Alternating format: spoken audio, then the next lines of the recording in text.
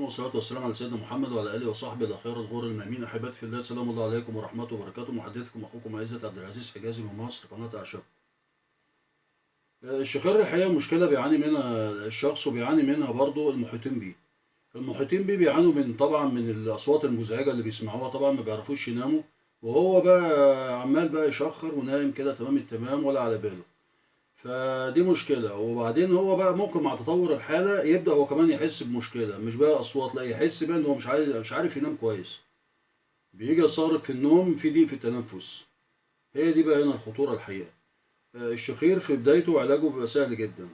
نلحق الشخص، فالمحيط بالشخص الحقيقة لازم ينبهه للقصة ديت، وما ياخدش على الوضع ويقول خلاص كده الدنيا ماشية، أو يسد ودانه وخلاص ومفيش مشاكل. لا، كده غلط. كده لازم يبقى فيه علاج سريع ومنتج وفعال، علشان الشخص التنفس بتاعه يعود لمجراه الطبيعي. لأن الحقيقة يعني طبعا مع مرور الوقت وعدم العلاج فيما بعد يعني، ومع تقدم العمر الحقيقة بتبقى المشكلة مضاعفة، وممكن تجيب لحمية، ممكن تجيب مشاكل. الحقيقة احنا في غنى عن الكلام ده كله الحقيقة. الوصفة الطبيعية معانا النهاردة إن شاء الله. طبعا الشخص لو لجأ للعيادة الطبيب العادي أوكي يلجأ، المهم إنه يتحرك يعني. ولو حابب في نفس العلاج اللي هو الصيدلي بياخده اوكي، وحب ياخد اي وصفة تانية تكون طبيعية، يقول للطبيب بتاعه يخبره بيها، ما يخبيش عليه، يقول له انا باخد كذا كذا، ايه رأيك وكده، علشان برضه يبقى متابع الحالة. الوعي الطبي مهم الحقيقة في القصص دي كلها، مهم جدا. وبعدين الحمد لله دلوقتي بقى فيه يعني بقى فيه خلفيات عالية جدا عند الدكتور اللي هو في عيادته، برضه بياخد فكرة يعني عندهم يعني برضه بعض الدراسات والحاجات، على أساس إن طب الأعشاب بقى نوع من أنواع التكميل للطب اللي هو التقليدي الصيدلي، وبيبقى فيه تداخل بين الفرعين الحقيقة دلوقتي. تمام. يعني بقى في تداخل بين الفرعين، وممكن يبقى في تكامل بينهم هما الاثنين. لان في بعض الناس الحقيقه ما بتجيش على العلاج اللي هو التقليدي العادي اللي هو الصيدلي، وبيلجأوا والدكتور إن ممكن نفس الدكتور نفسه يوجههم للعلاج بالاعشاب.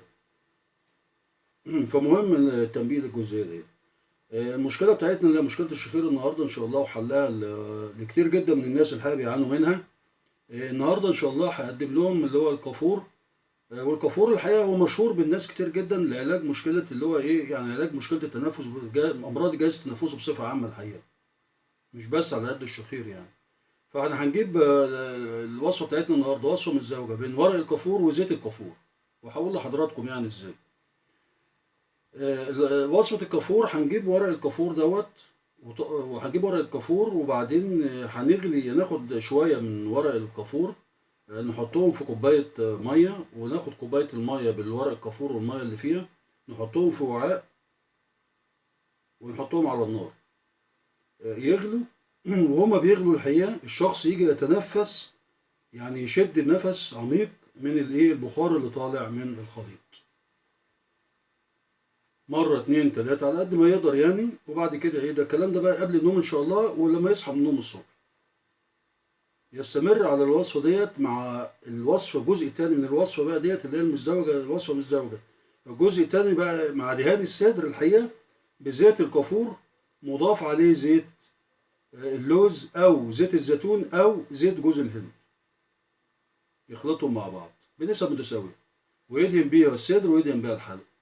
الوصفة المزدوجة دي الحقيقة بتعمل كام حاجة كده. أولا بتطهر المخاط اللي موجود، وبتحد منه بتحد منه مع الوقت.